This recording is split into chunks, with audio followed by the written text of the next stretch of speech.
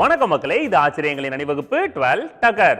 தமிழ்நாட்டுல முக்கியமான சுற்றுலா தலங்கள் அப்படின்னு பாத்தீங்கன்னா அதுல முக்கியமான ஒண்ணு நம்ம கொல்லிமலை. அதை பத்தின 12 தக்கரான தகவல்கள் உங்களுக்காக. தமிழ்நாட்டோட நாமக்கல் மாவட்டத்துல இருக்கிற ஒரு சின்ன மலைத்தொடர் தான் இந்த கொல்லிமலை. 1000 1300 மீட்டர் உயரம் இருக்கிற இந்த மலைத்தொடர் 280 சதுர கிலோமீட்டர் பரப்பளவை கொண்டு இருக்கு. அது மட்டும் இல்லைங்க, நமக்கு த்ரில்லிங்கா ஒரு ஆன்மீக பயணம் வேணும் அப்படின்னா இது பெஸ்ட் ஹாட்ஸ்பாட். மூலிகைகளோட மொத்த ஹோல்சேல் குடோன் ஒன்று இருக்குன்னா அதுதான் கொல்லிமலை. அடர்ந்த காட்டுக்குள்ள பல விதமான மூலிகைகள் இங்க நிறையவே நிறைஞ்சிருக்கு. அதனாலதான் இங்க சித்தர்கள் அதிக அளவுல இருந்ததாகவும் இன்னும் இருக்கிறதாகவும் ஒரு நம்பிக்கை இருந்துட்டு இருக்கு. கொல்லிமலை ஒரு சூப்பரான அழகான இடம். அதுக்கு ஏன் பயங்கரமா கொல்லிமலைன்னு பேர் வச்சாங்க தெரியுமா? அதாவது மிருகங்கள் வாழ முடியாத அளவுக்கு கடினமான காடா இருக்கிறதுனால அந்த பேர் வந்ததுன்னு சொல்றாங்க.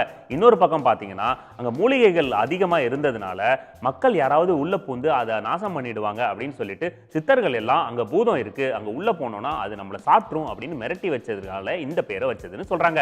கரெக்ட் தான். இல்லைன்னா நம்ம ஆளுங்க உள்ள பூந்து கொல்லிமலையை கான்கிரீட் மலையா மாத்திருப்பாங்க.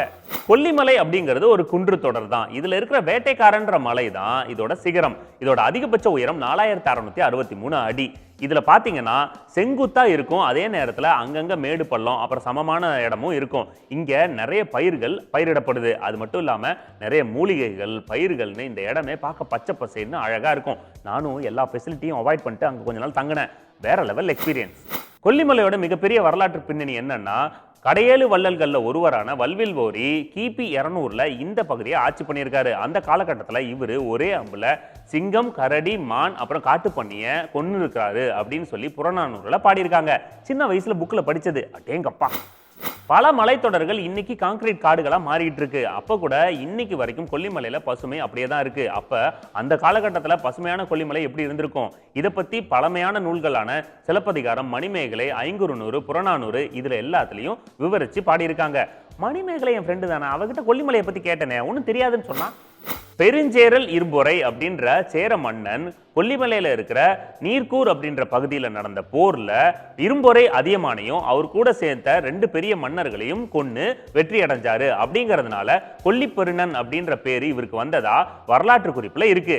அது ஒன்றும் இல்லைங்க, நான் எங்க ஸ்கிரிப்ட் ரைட்டரை டென்ஷன் ஆக்கி விட்டேன்னா இந்த மாதிரி மன்னர்கள் பேரெல்லாம் கொடுத்து என்ன சாவடிப்பாரு. கொல்லிமலையிலேயே மிக பழமையான ஒரு கோவில் அப்படின்னா கொல்லிப்பாவை கோவில். இது ஒரு குடவரை கோவில். இது 15000 வருஷத்துக்கு முன்னில இருந்து இங்க இருக்கிறதா சித்தர்கள் சொல்லியிருக்காங்க. இந்த கோவிலை பத்தி நம்மளோட சின்ன வயசுல பாடப்புத்தகத்துல படிச்சிருக்கேன். நான் இதை வச்சு நிறைய கதையெல்லாம் அளந்திருக்கேன். கொல்லிமலையில இருக்கிற மிகப்பெரிய டூரிஸ்ட் அட்ராக்ஷன் ஆகாய கங்கை அருவி. இந்த அருவி 5000 ஆத்துக்கு மேல இருக்கு. 600 அடி உயரம் இருக்கிற இந்த அருவியில எப்பயுமே சில்லுன்னு தண்ணி வந்துகிட்டே இருக்கும். சில்லுன்னு மிக்ஸ் ஆனா நல்லது தானே, ஐ மீன் பாடி ஹீட்டுக்கு சொன்னேன். அருவி மட்டும் இல்லைங்க, சித்தர் குகைகளும் இங்க நிறைய இருக்கு. குறிப்பா ஆகாய கங்கை அருவிக்கு பக்கத்துல பாம்பாட்டி சித்தர் குகை ஒன்று இருக்கு. நம்ம அமைதியா போய் மெடிடேஷன் பண்றதுக்கு பெஸ்ட் பிளேஸ். நம்மளும் கிளம்பிட வேண்டியதான். கொஞ்சம் நமக்கும் அமைதி தேவைப்படுது.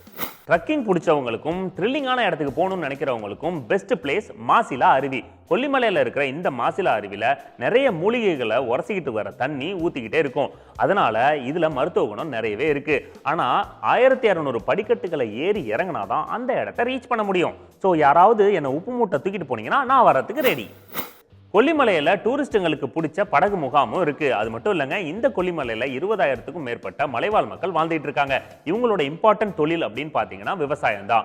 அவங்க மூலிகைகள் மட்டும் இல்லாம காய்கறிகள், பழங்கள் இது எல்லாத்தையும் விளைய வச்சு சந்தைங்க மூலியமா விற்கிறாங்க.